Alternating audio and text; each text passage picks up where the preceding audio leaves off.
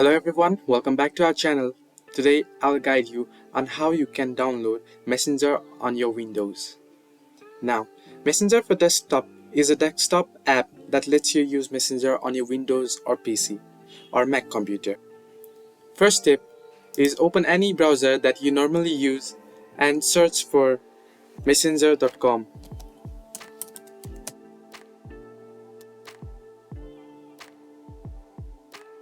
Now,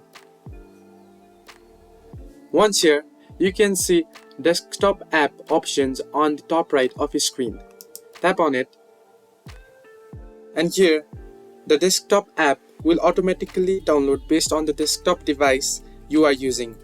Remember that Messenger for Windows requires Windows 10 or so. Start download. Now, once the download is completed, open the folder and you can find the app right here. Drag this here if you want to. Right click and here you can find Run as Administrator option. Left click on it and you will get the notification to install the app. Now click on Yes and your Messenger installation will be started. This way you can download and install Messenger on your desktop. Hope you liked the video.